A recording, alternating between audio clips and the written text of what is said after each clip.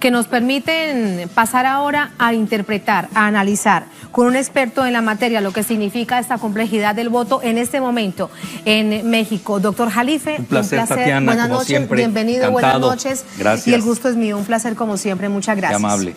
Le decía a nuestra audiencia que en la complejidad que vive México, no solamente por la situación social, de violencia, lo económico, lo político, ¿crees que habrán cambios en las votaciones, en la percepción de lo que tienen en ese momento los votantes hacia los políticos en contienda? Por supuesto, primero los presidenciales. Mira, las encuestas hay que tomarlas con mucho cuidado. Se están equivocando en todo el mundo, están totalmente rebasadas. Son instrumentos de vuelo, vamos a ponerlo así, ya del siglo XX, estamos en el XXI. Y hoy precisamente lo que se usa es lo que hacía Cambridge Analytica, que no es muy pulcra. Poco ético. Sí, pero con Facebook. Sí. A la mar porque se meten en los datos personales, ya saben la conducta del votante. Entonces, por eso a ellos les va muy bien. Tu pensamiento. No, pero ya saben todo, qué tarjeta de crédito usaste, qué compraste. Entonces todo. Ya saben cuál es la inclinación del votante en relación al candidato. Por eso Cambridge Analytica funcionó muy bien en el Brexit. Además es británica. Ya le eliminaron en Gran Bretaña. Está prohibida, ayudó mucho a Trump y se decía que estaba con Mitt. Acaba de sacar una nota New York Times que hay que también ver. New York Times es muy sesgado, es el rey de los fake news, porque está con Soros y con Hillary Clinton, que por cierto perdió. Ayer se equivocaron en Nueva York. A ver, ¿quién iba a ver los resultados de Nueva York? Nadie se lo imaginaba. Y de las primarias. Nadie se lo Arrasó imaginaba. Bernie Sanders contra la maquinaria del establishment. Que ten mucho cuidado, porque se está viniendo un voto anti-establishment también. Pero también del lado republicano, y no me estoy saliendo de México, ganó Trump, Es decir, se bifurca en Estados Unidos, se desaparece el centro y se va a los extremos.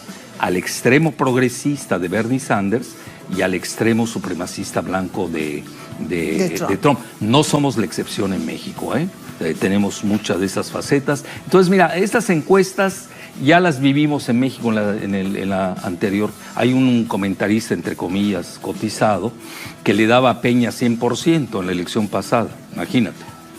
Ya no le daba el 100, ya no podían dar más allá del 100. No puede ser eso. Y en esta ocasión, sí hay que ver el promedio. Ahora sí, dime quién te paga y te diré cómo te encuesto. Eso es lo que está pasando en México. No hay seriedad. Veo que tienes muchas dudas con respecto a las encuestas, pero quiero preguntarte para partir de un análisis que sí es bien interesante. Estos 6 años vimos mucha movilización social desde distintos sectores. ¿Qué tan político podrá ser esto partiendo de la participación, 63% del sexenio anterior? Sí. Mira, cuando ganaba Enrique Peña Nieto. A mayor participación ciudadana tiene mayor probabilidad de ganar o de que se haga menos fraude. Cuidado, fíjate cómo jugué con esas dos palabras, con la elección. Se vio en Edomex, que es el principal estado que da votantes en México. Es decir, tienes Edomex, el Estado de México, sigue la Ciudad de México, sigue Veracruz y Jalisco. Ahí en esos 4 prácticamente tienes el 35% de la decisión, hasta el 40% de la votación. Y ahí pesan mucho los gobernadores. ¿En esto se decide el presidente del país? Puede decidirse, porque ahí pesa mucho el gobernador. Y los gobernadores hacen en México maravillas. Son magos, son prestidigitadores de la alquimia electoral. Porque nadie conoce mejor que un gobernador de su estado. ¿Quién lo va a conocer? El mejor encuestador no le llega, porque ellos te compran el voto. Y mira, me da pena decirlo, pero en todo el mundo es lo mismo. Es decir, no creas que México es la excepción de la regla. Hay mucha compra del voto. No, en Colombia se acaba de revelar por parte de la Fiscalía en las elecciones legislativas una compra de votos a gran escala. Esto mismo lo vemos, mira, lo vimos en México, lo veremos en México. Yo calculo, no estoy incitando a que esperen quién los va a comprar, no es mi intención, pero el voto puede llegar a 5,000 pesos ese día. Sobre ¿Cuánto todo sería en zonas, dólares, doctor Jalife? 5,250 dólares el voto. Bueno, en Líbano vale $1,000 el voto. Imagínate, bueno, es un paisito de 6 millones, es un voto, aquí son 250, todavía no llegamos a las cifras del Líbano, para decirte algo. Pero mira, a lo que quiero llegar, que esto es fundamental, la participación es clave. En el Estado de México participó el 52%. Se dice que hubo fraude, yo creo que sí, jugó el algoritmo, ese es muy humilde, porque el INE, que es el Instituto Electoral, pues maneja las máquinas a su antojo, ¿no? Y desgraciadamente sí puede haber un fácil cálculo y un 7% puede haber de manipulación algorítmica. Algoritmo es un número, tú le pones, pero a veces no te la creen. Oye, si le pongo, si hay una diferencia, por eso lo de las encuestas hay que irse con mucho cuidado, porque había un 50% de que no estaban decididos. Mira, el que vota por Morena lo dice abiertamente, no se anda con cuentos. ¿Para qué anda? Hay priistas que les da vergüenza decir que van a votar por el PRI. Desgraciadamente así está la situación. Pero que lo harán. No, bueno, no sabemos cómo van a votar. Es decir, me refiero, ahí ya entramos al asunto de la maquinaria. Sí. ¿El que es priista votará de esta manera? No lo sé. Yo mi hipótesis es que la base del PRI, la que todavía tiene los rescoldos y resabios del Partido Revolucionario que fue, ya sabes, son los que hacen la privatización, la nacionalización del petróleo. Es igual que el programa de Andrés Manuel, idéntico. Entonces, esa gente no le gusta el programa neoliberal que privatizó de facto el petróleo.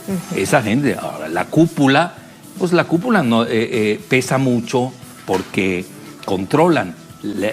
El PRI todavía tiene una maquinaria importante. Yo, mira, siempre lo he dicho y conste que no quiero ir contra la corriente. Hasta el Financial Times de hoy ya da por favorito prácticamente Andrés Manuel. El País de España hoy también lo da por favorito. Sí, pero el Financial Times, digo, no hay comparación, ¿no? Además, perdóname, el País es una sucursal de una aseguradora no, pero bueno, de lo Gran digo Bretaña. desde Europa, es muy leído.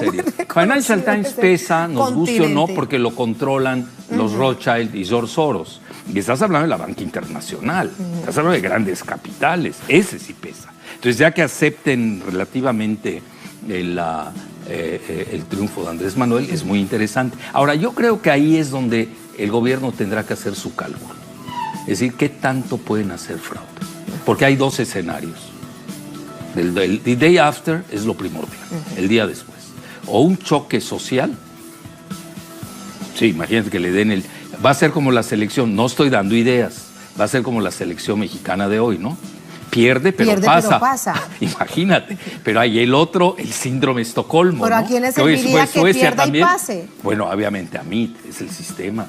Y luego a nivel del síndrome Estocolmo, pues ahí, imagínate, pues ya no te puedes mover. Entonces ya te secuestran literalmente la elección. Y el otro es el choque económico. Yo creo que ese es el más, es muy peligroso, porque aunque gane Andrés Manuel, si no tiene a favor a Trump, el ejército de Estados Unidos no lo quiere. Lo ha dicho abiertamente John Kelly, el que hoy es asesor de seguridad nacional de Trump, pero era el jefe del Comando Norte, al que pertenece México. El ejército de México pertenece al Comando Norte, a veces se nos olvida. Eso no hay que perderlo de vista. El segundo, cuando era asesor de seguridad nacional, nada menos que McMaster. ¿Te acuerdas del general McMaster? Igual. Me acuerdo en Business Insider sacó un artículo demoledor ahí en contra de... Ya sabes, los comparan mucho a ustedes con Venezuela, lo cual no tiene nada que ver, son modelos diferentes. Si tú me preguntas, aunque no me lo preguntes, te lo digo, ¿a quién se parece Andrés Manuel? Yo lo veo, mira, él tiene una excelente relación con Jeremy Corbyn, el próximo primer ministro de Gran Bretaña. Y además... Con los laboristas, entonces. Con los laboristas de Gran Bretaña. Además lo visitó a Tabasco, que es su feudo, es un importante dato. Luego se parece mucho a Bernie Sanders. También. Yo por ahí lo colocaría en ese rango. Ya no está de moda hablar de Lula. Imagínate cómo está nuestra izquierda latinoamericana. Está encarcelada, así literalmente. Es. ¿Por qué? Porque había que romper con los BRICS. Ese sería el escenario.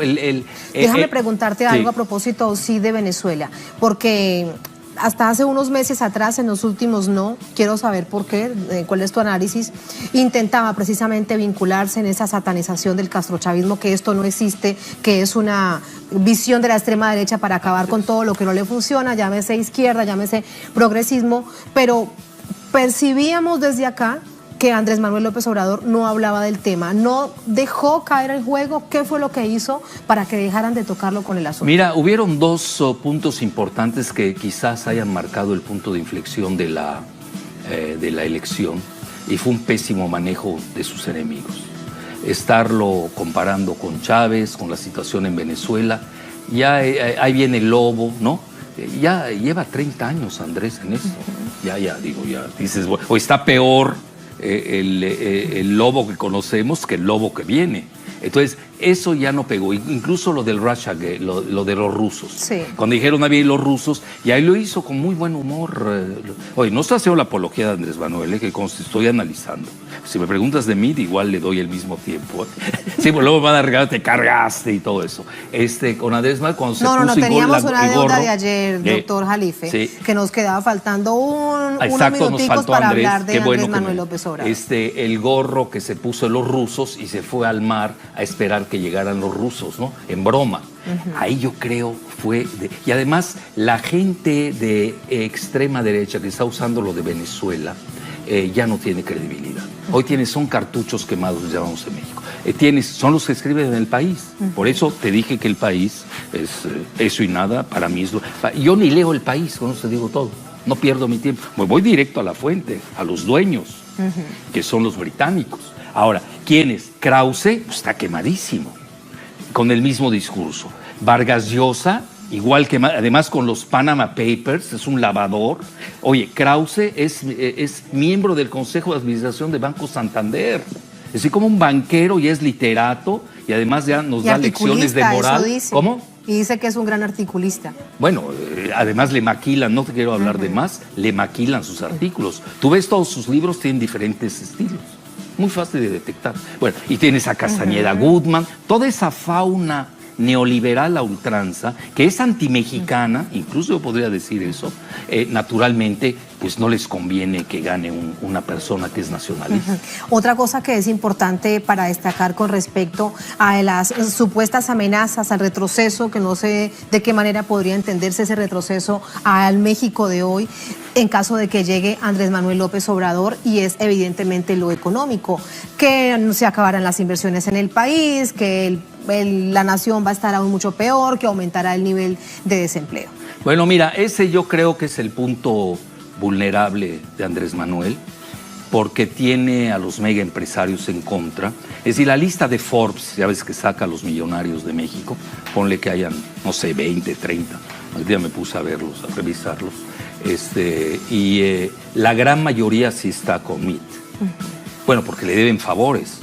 El papá de Meade, Dionisio Meade, fue el que manejó el Fobaproa, el rescate bancario de México. Es decir, todos esos nuevos ricos mega empresarios no serían nada sin el rescate del papá de José Antonio Meade. Eso es importante saber. Además, el papá es priista, pero José Antonio no es priista. Es interesante. Por eso los lanzan como ciudadano. Y ahí viene la gran ruptura entre Salinas y Videgaray. Entonces ahí tienes un sector importante. La cuestión económica, sin duda alguna, además yo lo manejé como hipótesis.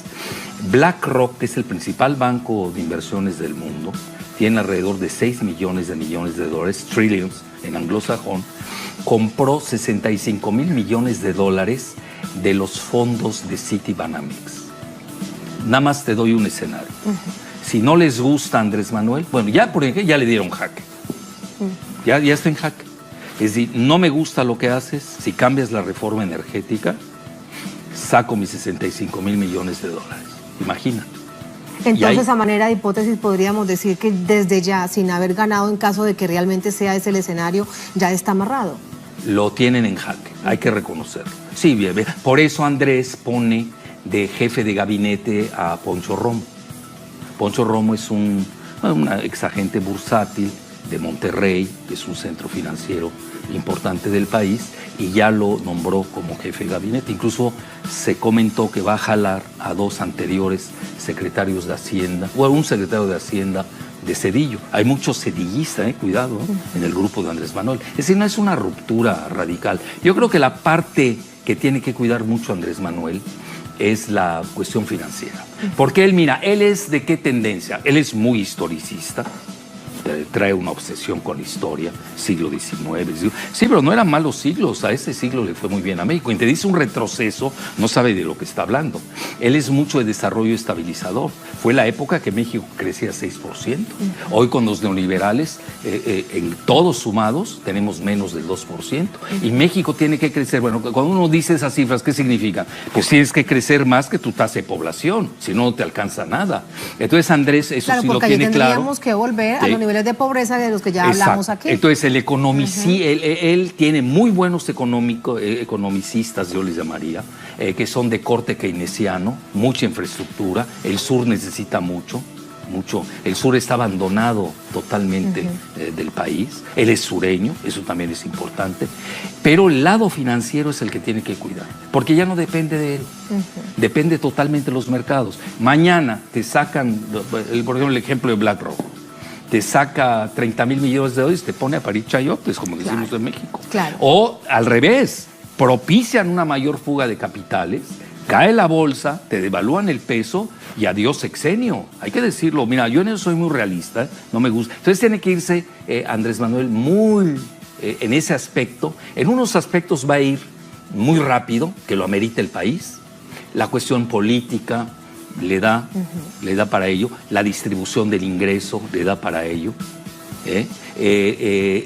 donde puede el manejo del PIB, que no va a tener más de 1% para ello, del PIB, para eso, manejarlo para precisamente disminuir las desigualdades brutales. Mira, México es uno de los países más desiguales del planeta. Hay un índice que lo mide, se llama el índice Gini. Así es. Estamos a nivel africano y ya nos están rebasando los africanos. Ya está como en el fútbol, para no decir otro tema. Bueno, entonces, en resumen, la parte débil, donde tiene que ir muy cauteloso, muy tranquilo, es en la parte financiera. En la parte financiera, y ahí en la parte necesita una gran coordinación con los grandes empresarios de México. No hay que chocar con ellos. Me queda una pregunta por hacerte. Mira qué rápido se nos pasan estos 15 minutos. Doctor Jalife, ¿esta votación entonces por todo este panorama será distinta? El próximo domingo veremos el voto antisistema, veremos también la maquinaria moviéndose. Sí, los dos. Yo creo bien el choque, la maquinaria no deja de mover, existe. Mira, dicen que es un dinosaurio, sí, pero de una cola ese dinosaurio que todavía se mueve. Digo, a mí no, mira, yo en eso soy muy escéptico. Una cola que asusta. Yo hasta no ver el resultado del INE, aunque a Andrés le den 100% de diferencia, eso es todo. Una cosa es ganar en México, lo que pasa es que eso hay que entenderlo. Y otra cosa es que te la den. Él ya ganó una vez, no se la dieron. La segunda es otro tema. Pero la segunda se compró la elección. La primera vez se la robaron.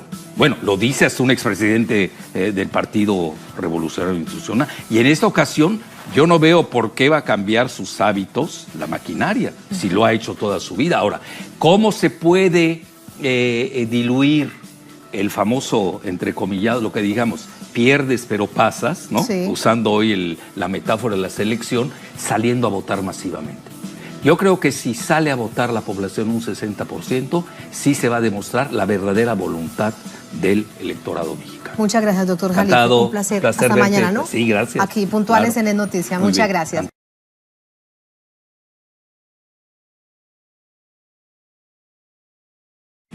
Vamos de inmediato con el análisis. Un placer saludar al doctor Alfredo Jalife, analista internacional, conocedor como nadie de su México natal. Doctor Jalife, encantado, buenas noches. Tatiana, un placer de nuevo. Bienvenido otra vez a Es Noticia. Un honor estar con tan destacada comentarista, conductora, todo.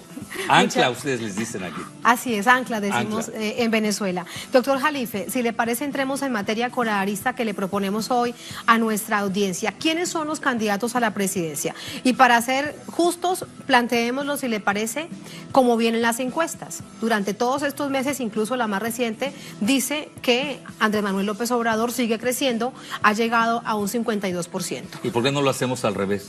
Bueno, comencemos con entonces el más bajo que no comencemos existe, con el Bronco. me vale una frase y ya. Bueno. Irrelevante, viene del PRI, es del sistema, pertenece a la plutocracia de un Estado que ha sido favorecido por el sistema, al que se ha rescatado varias veces de su quiebra porque no son eficientes, y luego balcanizador, porque se expresa muy feo, él viene del noreste, se expresa muy feo de los pobres del sur. No vale la pena más, es totalmente irrelevante. Una última pregunta sobre el Bronco. Entonces, ¿para qué es candidato a la presidencia? Lo metieron, sí, casi que no aparece en los medios de comunicación. Tenían otro cálculo, quienes lo colocaron, precisamente para dañar a Andrés Manuel López Obrador. No les funciona. No les funciona.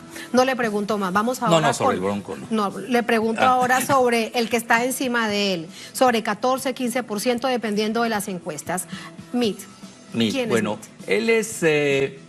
Él proviene de una familia, yo diría, conservadora, muy devota, realmente, desde el punto de vista religioso, hasta en forma subliminal, el primado arzobispo de México, Aguiar, pues prácticamente llamó a votar por él. Es de la cúpula, sí, cuando normalmente la Iglesia Católica de México, la cúpula, es conservadora, pero solía incitar al voto por el PAN. Lo que pasa es que el PAN está fracturado. Mitt es un personaje sui generis porque sirvió al anterior presidente Calderón como ministro de Hacienda. También repitió como ministro de Hacienda con Peña. Incluso él inicia la reforma energética, que por cierto, no sé si sea bueno decirlo o no, pero yo fui uno de los que sabotearon esa reforma energética en ese momento. Acudí al Senado, hicimos manifestaciones que tuvieron efecto en la opinión pública y le legaron el programa de la reforma energética, que es lo mismo, a Peña. Es decir, Peña es la continuación de Calderón. Aquí lo malo es que la gente se pierde en siglas cuando es lo mismo. El PRIAN, que es así se le conoce, viene siendo una dualidad, un binomio del neoliberalismo en México, que lo representan Fox, Calderón, Peña y anteriormente Salinas y Cedillo. Y no importa el partido político, no importa el nombre, lo que cambian son los rostros. Sí. Así es un circo, yo le llamo un circo veneciano, el sistema político mexicano. Todos entran al cuarto de San Marcos, de la iglesia de San Marcos, se ponen sus antifaces, pero todos se conocen.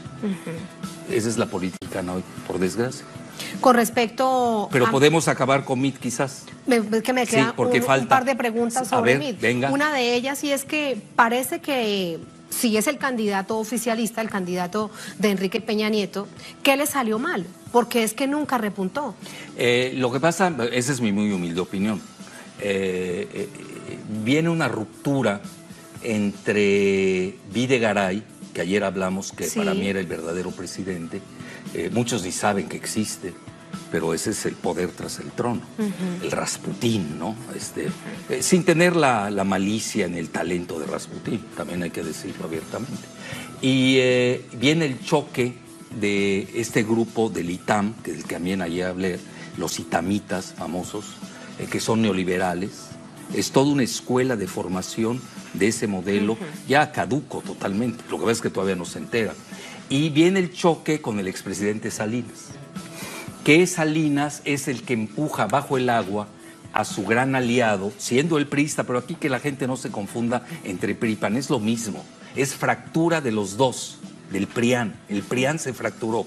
Entonces empuja a Diego Fernández de Ceballos, que antes se había dado de baja para que ganase la elección Cedillo, cuando asesinan a Colosio, y de cierta manera intentaron hacer lo mismo. Lo que pasa es que algo pasó en el camino, que Diego Fernández Ceballos inventa a Anaya, que es un jovenzuelo, lo digo con respeto por lo de jovenzuelo, porque no le da desde el punto de vista de madurez política, y yo creo que eso lo perdió en el camino, su inmadurez y su puerilidad es demasiado pueril. Y su gangsterismo. Está el suegro, la esposa, metidos en lavado de dinero. Alguien me decía, es que la mayoría está así, pero lo agarraron. Y el PAN también tenía la PGR y usó en su momento dado la PGR para perseguir a sus enemigos. Entonces, pero ¿qué usted sucede? se me adelantó, sí, doctor Jalife, sí. Estábamos con MIT, porque lo de Anaya, entre otras cosas, hoy la PGR ha hablado de la investigación. No, yo sé que no, usted es demasiado sagaz para perderse, pero lo que quiero es terminar concluyo con lo de mí. La percepción del perfil de se da la fractura en el PRI, no acepta la base del PRI, que es, vamos a llamarle así, son los rescoldos de un viejo nacionalismo revolucionario, que eso es el PRI, hasta así se llama el partido, Partido Revolucionario Institucional, es decir, es la revolución dentro de la presidencia. Bueno, ¿cómo es ese partido que nacionaliza el petróleo? Entrega el petróleo. Esa fue la mayor aberración. Obviamente esto a la base es una verdadera contradicción. Es aberrante. Y absurdo, que es peor. Entonces, la base del PRI, pues, y luego no la tratan bien porque Videgaray se pasa de soberbio.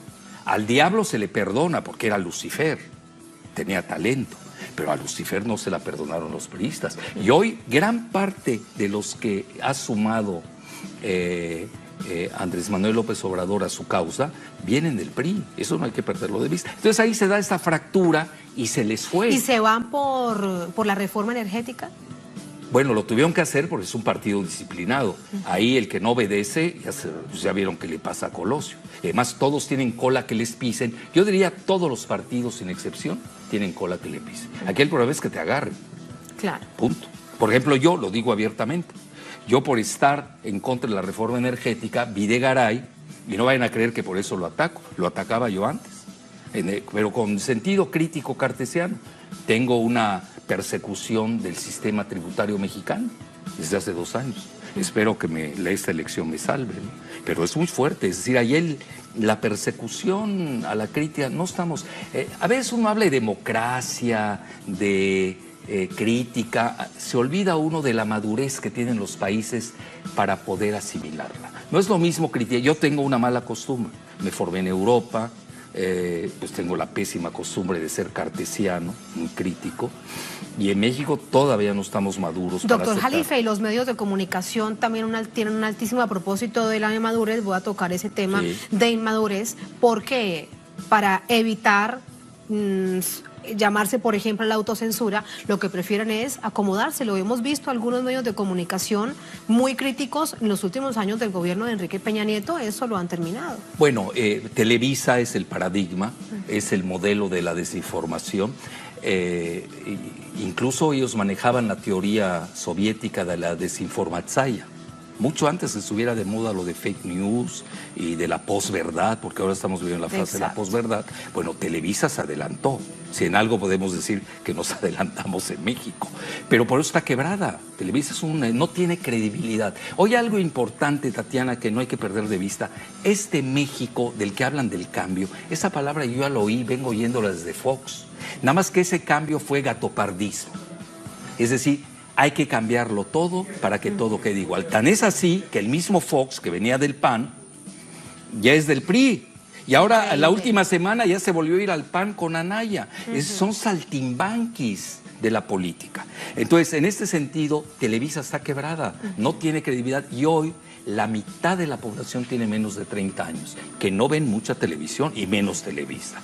Y hoy tenemos que 30% de los votantes serán millennials, famosos millennials, que a mi juicio son los que pueden que podrán definir la elección. Pero regresando a esta fractura que se da entre Salinas y Videgaray, algo pasó en el camino, al menos que no tengamos una sorpresa de aquí al jueves o viernes, que alguien decline por el segundo lugar, que hay todavía esperanzas. Yo no sé si les alcance todavía el tiempo, pero existe, no hay que quitarla del radar. No le estoy dando la ponderación exagerada, pero mi obligación como analista es tenerla en el radar, que digan, vamos a perder, vamos a sumar fuerzas, 1 minuto para las 12. Doctor Jalife, y después de todo lo que se han atacado, particularmente en Anaya Amid, le ha dicho de todo, corrupto, ladrón, etcétera, etcétera, etcétera. Pero puede pesar más la cárcel que le espera a Anaya, a él, a su suegro, a su esposa. porque no le va a perdonar el sistema haber roto, haber fracturado al PRIAN, que era el que gobernaba. Ahora, si nos vamos a cifras, y cito al mismo Andrés Manuel López Obrador en un célebre discurso que dio hace poco en Ticul, que es una ciudad de Yucatán, donde decía, si se hubieran ido juntos, la elección hubiera sido más competitiva. Hoy no Habría es competitiva, sido otra porque cosa. hoy es de tercios, se fracturó el voto conservador. El voto neoliberal, así hay que entenderlo, ya olvidémonos de las siglas. El voto neoliberal está totalmente fracturado.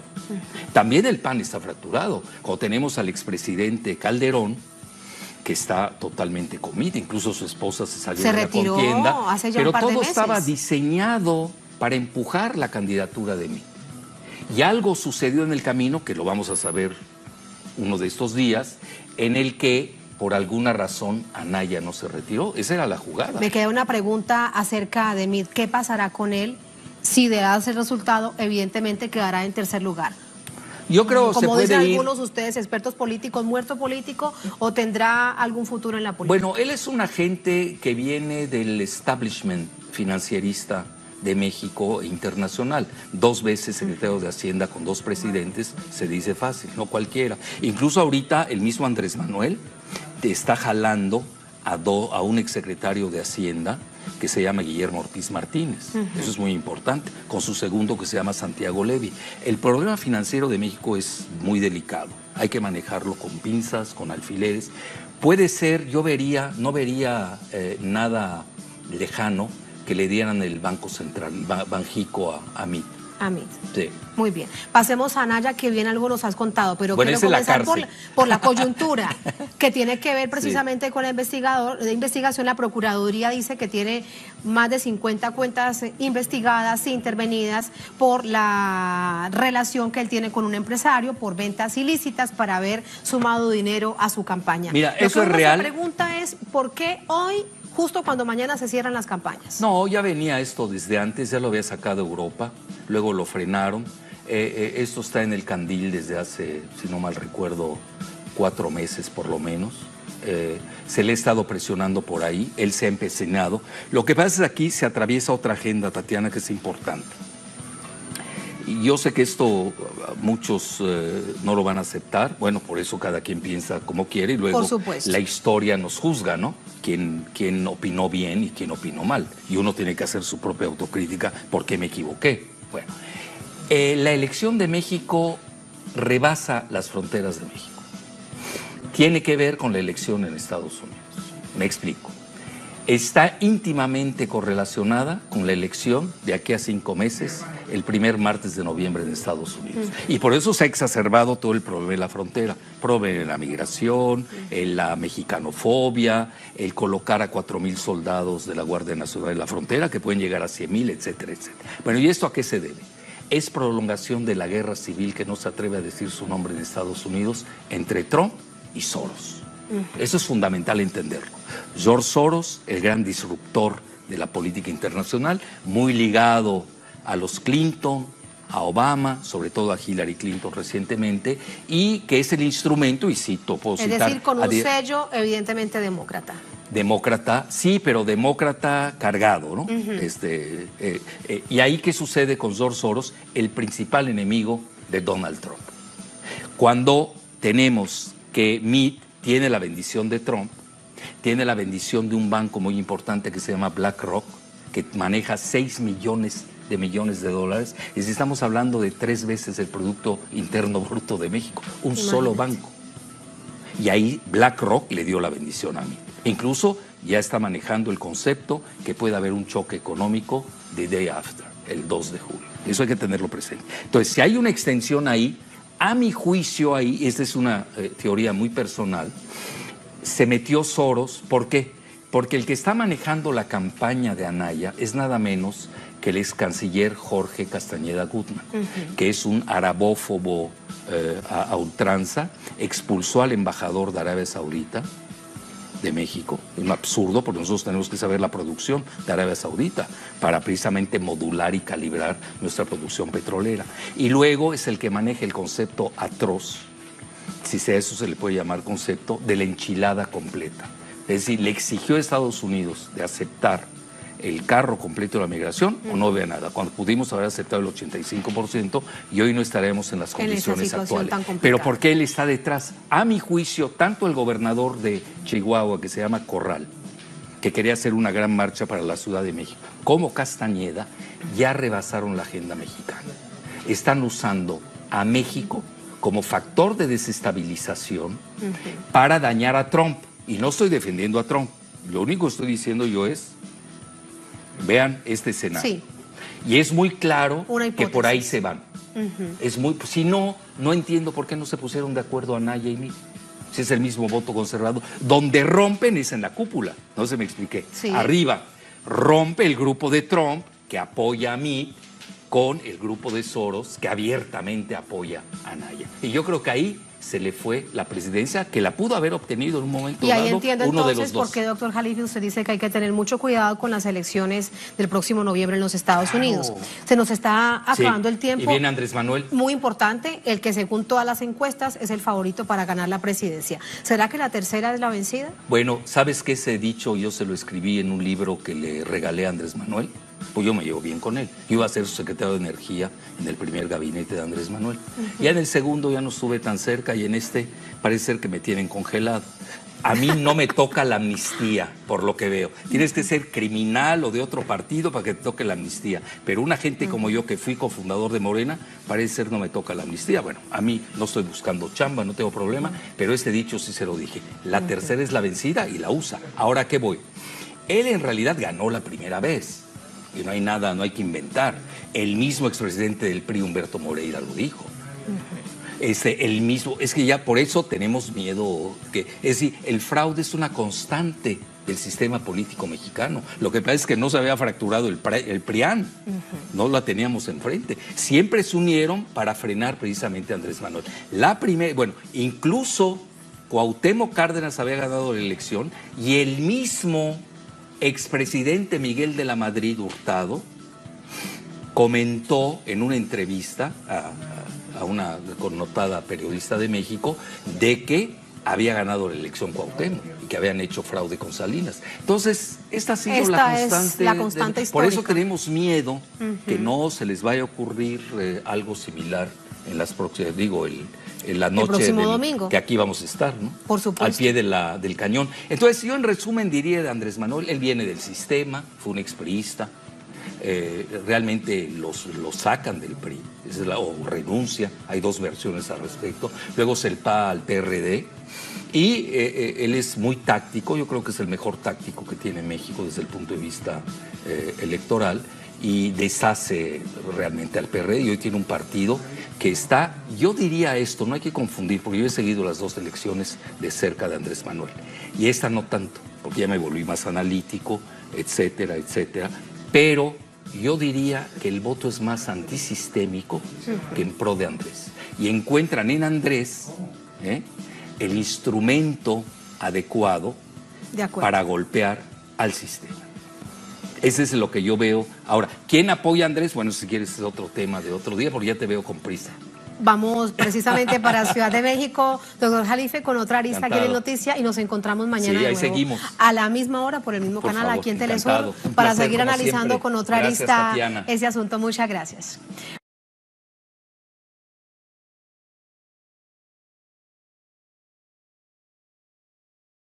Espero les haya gustado. No olviden suscribirse, dejar su like y comentario. Yo soy Mistiliaro y hasta el próximo video.